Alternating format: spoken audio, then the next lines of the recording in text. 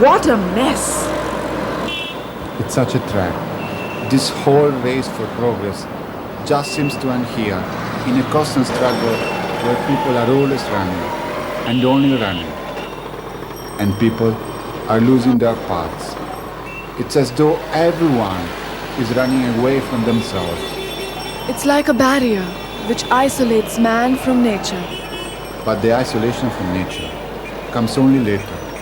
We have lost the human dimension, living only the society, without a center, without a core. If we want harmony with our nature, we have to get away from here. We have to go where man is poor externally and rich inside. We have to get away.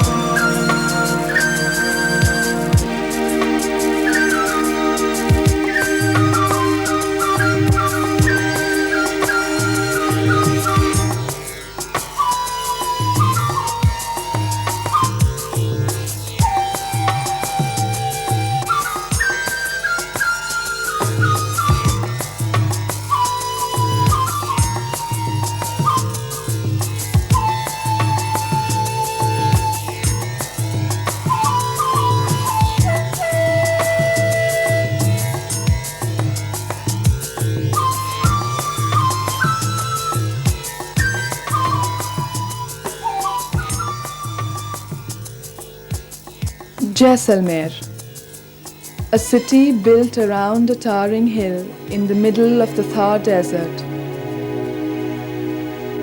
It always looked to me as an island in the middle of a sea which separates east and west. Jaisalmer has taken the magic of both, but belongs only to itself and its silent desert.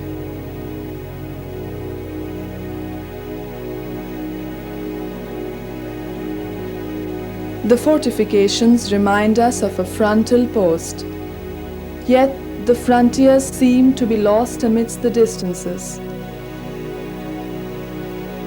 The royal buildings contrast with the stark wildness of the territory surrounding the fortifications, giving to the city an aura of composed and precious nobility. The array of buildings embroidered in stone seem to resound with echoes from old stories of adventurers, explorers, traders and messengers whose lives have never been recorded in books. Yet they seem to animate the yellow sandstone with a mythic and mysterious life.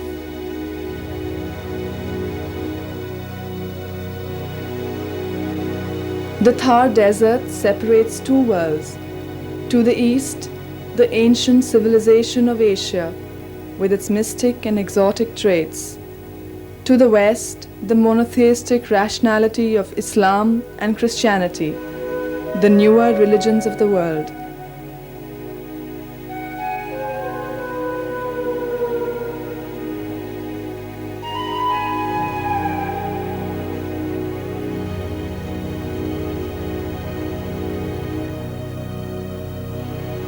For centuries, Jaisalmer has seen caravans cross this vast arid desert, trading spices, precious stones, silks.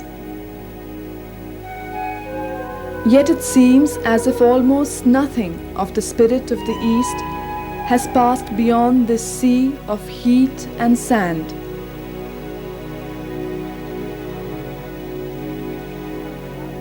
And this is a good place to begin our journey, for we who no longer know if we belong to the mysticism of the East or to the pragmatism of the West.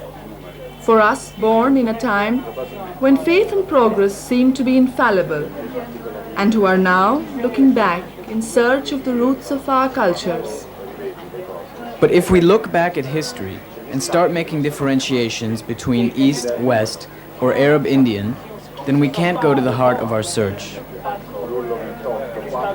We're searching for a harmonious relationship with nature. History is not the relationship between man and nature, but between man and man. We should go beyond social roles, beyond history. Otherwise, we behave like those learned tourists who travel as if the world were a museum. But that is not true, Steve. The relationship of man with nature is history. If we don't consider the presence of man in the environment, we cannot possibly know the environment. Each people has a history, which is not only political.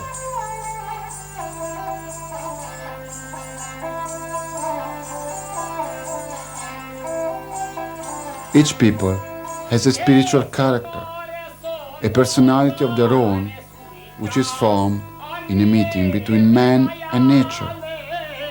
And this can be seen in their dance forms, music, and poetry. All of these reflect a particular way of living with the environment.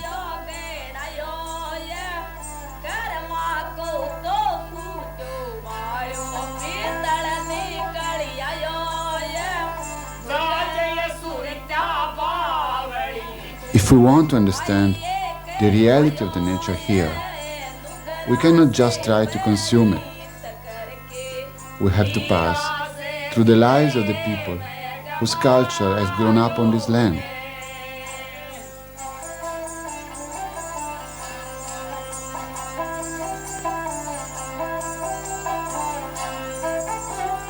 If we really don't want to be just tourists, then we must not search for some mythical virgin nature and try to be its first consumers.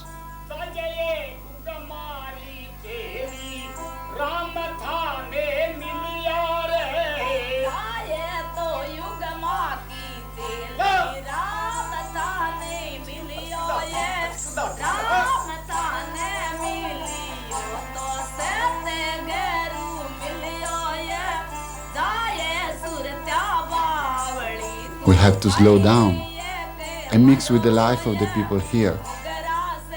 We have to enter the environment where they work, where they live. And only after we feel that our presence is in some harmony with the culture of this land can we continue our search for nature itself.